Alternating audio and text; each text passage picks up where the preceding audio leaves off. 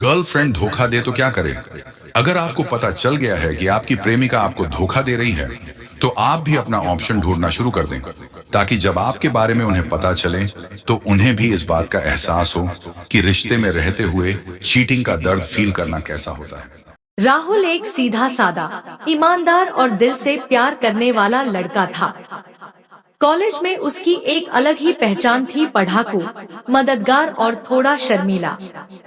उसका सपना था एक अच्छी नौकरी और फिर अपनी माँ को एक आराम की जिंदगी देना। इसी कॉलेज में उसकी मुलाकात हुई नेहा से। स्मार्ट, ब्यूटीफुल, कॉन्फिडेंट और हर किसी की पसंद। नेहा के एक बार हाय कहने से ही राहुल का दिल धड़कने लगा था। वो कुछ खास था उस मुस्कान में, जिससे राहुल खुद को बचा नहीं पाया। धीरे धीरे नेहा और राहुल में दोस्ती हो गई। फिर दोस्ती से बातें घंटों की हो गई, चैट्स रात भर चलने लगी। और फिर एक दिन नेहा ने राहुल से कहा, मुझे भी तुमसे कुछ कहना है, शायद मैं भी तुम्हें पसंद करने लगी हूँ। राहुल तो जैसे उड़ने लगा।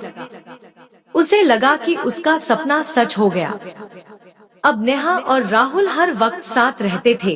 कैंटीन में एक साथ, लाइब्रेरी में साथ पढ़ना, मूवीज, बर्थडे सरप्राइजेस, सब कुछ बिल्कुल फिल्मी था। राहुल ने अपनी हर चीज नेहा के लिए कर दी। नेहा की छोटी सी मुस्कान के लिए वो खुद को मिटा देने को तैयार था। लेकिन धीरे धीरे नेहा बदलने लगी। वो अब बात करने में बोरिंग महसूस करने लगी थी। फोन पर कहती, मैं बिजी हूँ यार। लेकिन राहुल को दोस्तों के इंस्टा स्टोरीज से पता चलता कि वो किसी पार्टी में मस्ती कर रही है। राहुल के दिल में शक था, लेकिन प्यार ने उसे अंधा बना दिया था। एक दिन राहुल अपनी माँ के इलाज के लिए पैसे इकट्ठा कर रहा था। उसका एक सपना था, माँ की सर्जरी करवाकर उन्हें ठीक करना। नेहा ने कहा, तुम्हारे पास जो सेविंग्स है वो मुझे दे दो, एक जरूरी काम है, बाद में लौटा दूंगी। राहुल ने एक बार भी नहीं सोचा, उसने अपनी सारी सेविंग्स उसे दे दी। नेहा ने पैसे लिए और बोली, थैंक यू बेबी, तुम बेस्ट हो। उस दिन के बाद नेहा धीरे धीरे गायब होने लगी। फोन उठाना बंद, मैसेज का रिप्लाई एक दो दिन बाद, और फिर अचानक उसका नंबर बंद हो गया। राहुल परेशान था। उसने उसे हर जगह ढूंढा, कॉलेज, दोस्तों से पूछा, लेकिन नेहा गायब हो गई थी। एक दिन राहुल ने उसे एक रेस्टोरेंट में देखा, किसी और लड़के के साथ। वो लड़का उसे जान कहकर बुला रहा था और नेहा उसकी बाहों में थी। राहुल वहीं खड़ा रहा, बिना कुछ बोले। उसकी आंखों से आंसू रुक नहीं रहे थे। नेहा की नजर राहुल पर पड़ी। वो थोड़ी घबराई, लेकिन तुरंत मुस्कुराते हुए बोली, ओह राहुल, सॉरी यार, तुम थोड़े बोरिंग हो गए थे। लाइफ में एक्साइटमेंट चाहिए होती है ना। राहुल वहीं बैठ गया, टूट चुका था।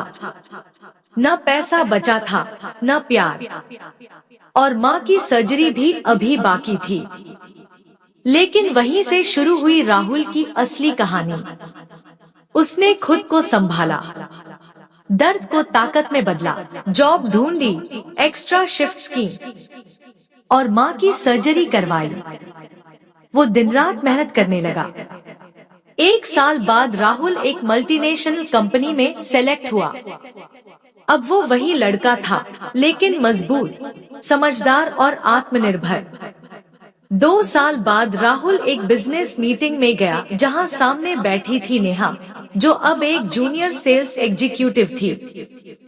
नेहा ने उसे देखा और मुस्कुराई, हाय राहुल, कितना बदल गए हो।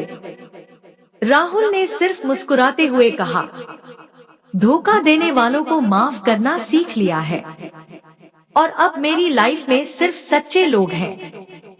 फिर बिना कोई और बात किए वो मीटिंग रूम से बाहर निकल गया। प्यार में धोखा मिल सकता है, लेकिन खुद को खोना सबसे बड़ा धोखा होता है। सच्चा प्यार पहले खुद से करो, बाकी सब वक्त सिखा देता है। अगर आपको ये कहानी पसंद आई हो तो लाइक करें, शेयर करें और सब्सक्राइब करें। कमेंट करके बताएं, क्या आपने कभी किसी से सच्चा प्यार किया और बदले में धोखा मिला?